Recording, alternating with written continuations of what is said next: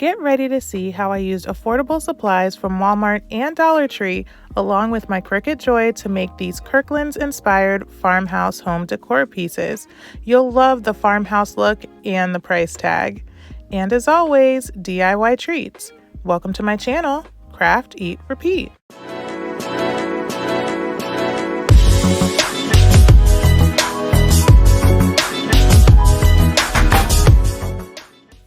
Hi guys, it's Aneka and welcome to my channel, Craft, Eat, Repeat. So today I have one of my very favorite types of videos to do. I love to just scroll online, dream about different projects I can do, get inspiration, and try to do that same look for a little bit less. So I'm going to be using my Cricut Joy today to come up with some Kirklands inspired home decor, and I hope that you really enjoy the projects or that you can just use them as inspiration for things that you can do in your own home.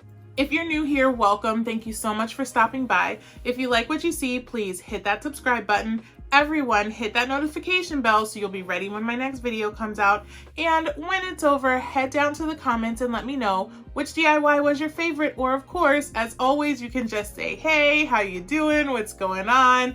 I would love to hear from you. Okay guys, it's time to craft.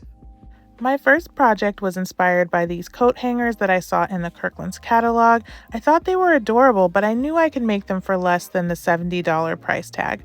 I also only needed 3 instead of 6, so I decided to go ahead and make them myself. Now I started out with these wood rounds. I wanted to get these thicker ones that I had seen at Dollar Tree, but you guys, I hunted down multiple Dollar Trees and I could only find one. I know you guys know my pain. It's like when you need something at Dollar Tree, that's exactly when you can't find it. But instead, I found that I had this pack of smaller, thinner wood rounds that I found at Walmart a while ago, and I do believe it was only $1 or $2 for an entire pack of 6. So this turned out to be a very affordable alternative, and I went ahead and painted the larger round anyway because I think I'm going to use it, but I need you guys' ideas to help me think of what to put on it.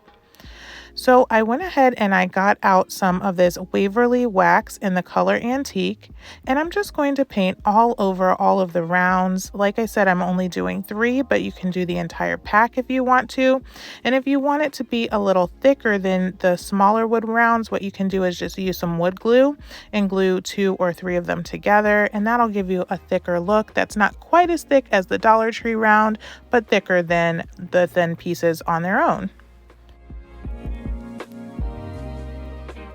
Next, I'm going to go ahead and pull out my permanent smart vinyl in the color black, which was provided by today's sponsor, which is Cricut. Now, I have an entire video showing you the very first time I used the Cricut, how I unboxed it, how I set everything up, how you use the design studio. It is so easy, and this is a craft that anyone can do your first 5 minutes of having your Cricut out of the box, so I'll be sure to link that below. But what I did was I went ahead and I used my design studio to find a font that I liked, and I went ahead and printed out the numbers that I wanted on my hangers. It was then very easy to go ahead and transfer them right onto my wood rounds, which were dry by this point. And I decided to do the numbers 1, 3, and 5 since I wasn't going to do the entire set. But you can do any set of numbers, or it would be really cute to type out home or farmhouse, or maybe even put farm animals on there if that's the vibe that you're going for in your home.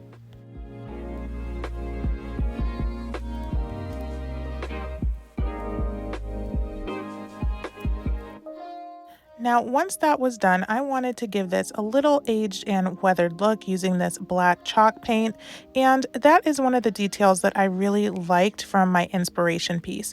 The edges were a little bit darker and had a little bit of black weathering over the top of the wood round, so I'm just going and dry brushing black paint onto the edges and the front of my wood round. Now, all dry brushing means is I'm going to get a very, very little bit of paint on my paintbrush. I'm going to wipe most of it off onto a paper towel so that it's almost completely dry, and then I'm just going to lightly brush over my piece to give it that kind of aged look. I love kind of the depth of color that this gives to the project, and I think this is one detail that really helps it to look more high-end. And now it's time to turn these wood rounds into actual hooks. So I got these coat hooks from Walmart. While I was there, I saw some hooks that looked exactly like the ones in the inspiration piece, and these would be really adorable if you use those big wood rounds from the Dollar Tree. But I wanted more hooks for a lower price. So I got this pack of 3 coat hooks that had 2 on each. This way I have more spaces to hang items from when I put it on my wall.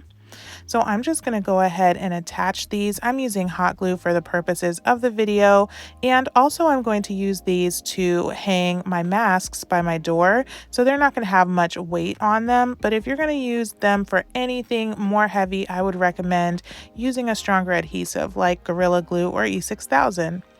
But I'm just going to go ahead and attach my hooks to the back, and that is it. These were so easy to put together, and you guys, I was not prepared for how much I loved this once I put it on my wall. I put them right below this basket wall that I made in a recent video, and I think I'm inspired to add some darker baskets to the top and just really round out the look. But I love that this is the look that guests see when they walk into my front door.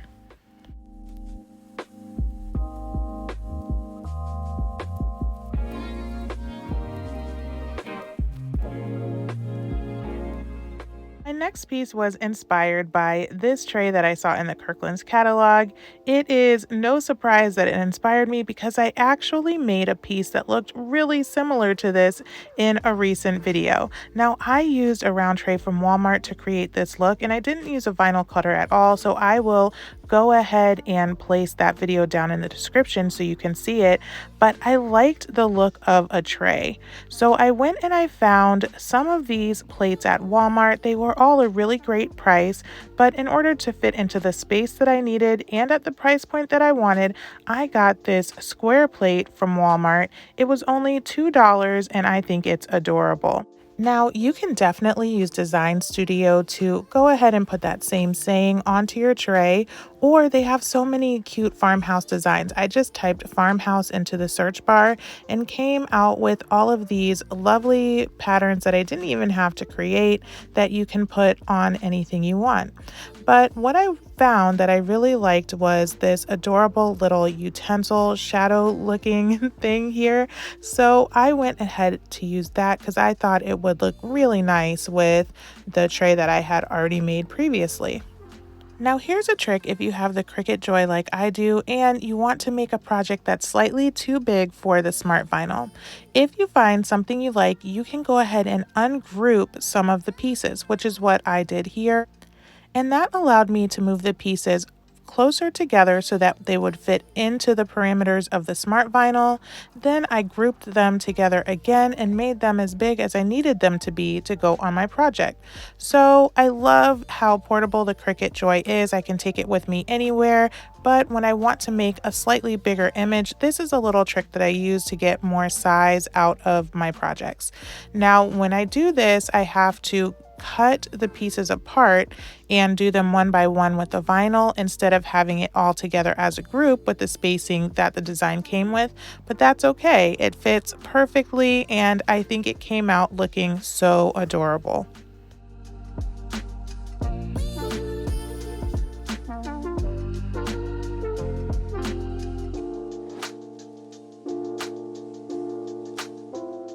So the third piece that inspired me from the Kirklands catalogs were these little canisters that I saw at the price point of $30 on sale. Now, what I liked best about it was that gold lettering on the front. So I thought I could use one of these boxes that I got from Dollar Tree to kind of give that same effect of that pretty gold lettering on the front. So I'm just going to gently remove this decoration piece from the top, and then I have the perfect little box to recreate my farmhouse decor. I'm going to start out by using this Waverly chalk paint in the color white to go ahead and cover up the body of the box. This took about 2 coats to cover up the darkest of the stripes, and it went on really thick and very easily. So I definitely recommend chalk paint for this type of a project where you really need to cover up some bold colors. Next, I'm going to use some gold acrylic paint to go ahead and cover the top of the box.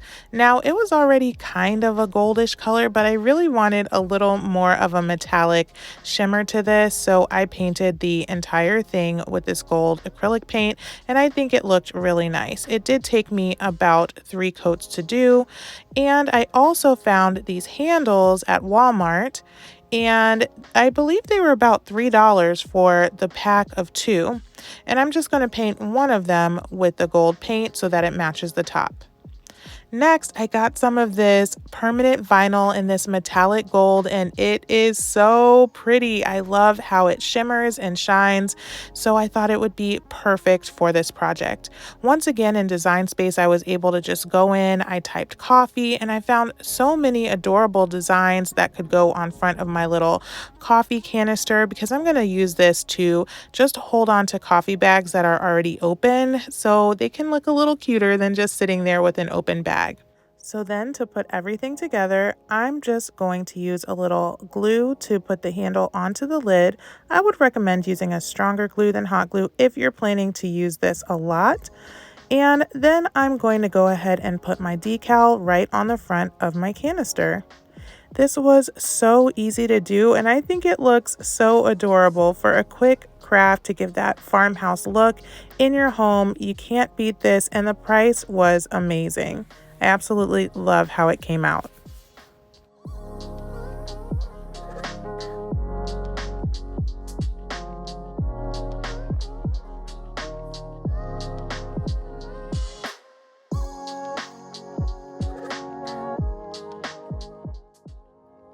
Okay, out of those super quick and super easy DIYs, I have to tell you that those little, I guess they're supposed to be coat hangers, but I'm using them to hang our masks by the front door so they're just ready when we need to grab them.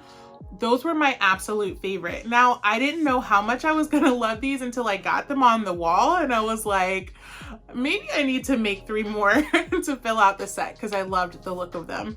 But go ahead and head down to the comments and let me know which one was your favorite. So for today's treat, I have another very quick, very easy DIY for you. I love to make these when my little ones, or let's be honest, when I have a sweet tooth, I always have these ingredients around the house. I can just put them together really quick and make a really quick sweet treat. And they have fruit in them, so technically it's a fruit salad. Anyways, it's time to eat.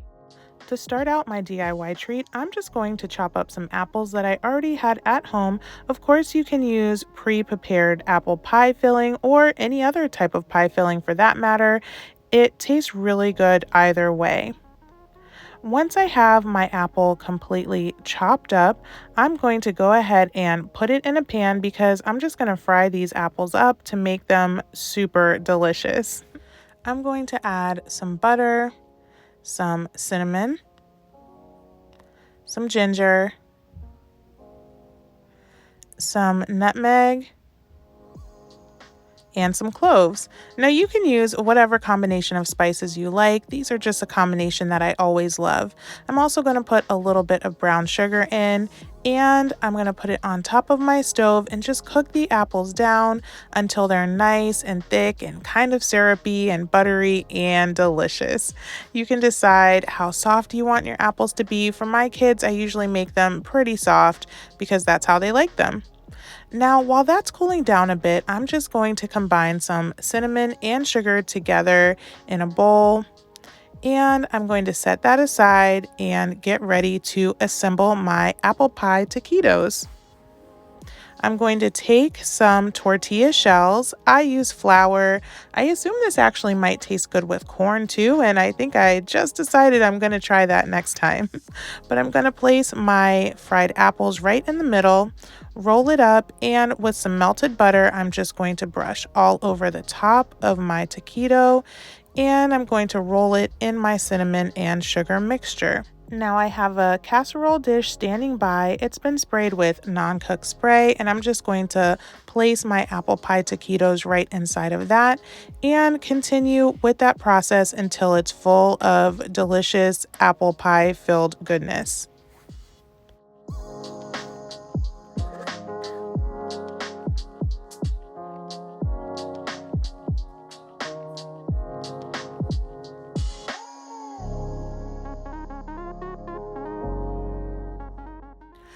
once I have it all filled, I'm going to go ahead and put it in an oven heated to 350 degrees, and I like to cook mine for about 15 to 20 minutes. You can cook it until it's your desired crispiness, and these are so delicious. Now, I would suggest adding some ice cream, some whipped cream, whatever you want. Even by themselves, they taste so good. I hope you enjoy these projects that I had for you today. A special thank you to my sponsor, Cricut, for all these easy and affordable farmhouse decor ideas. Don't forget to head down to the comments and let me know which one was your favorite. Give this video a thumbs up and share it with your friends, and I'll see you next time when we repeat it all again.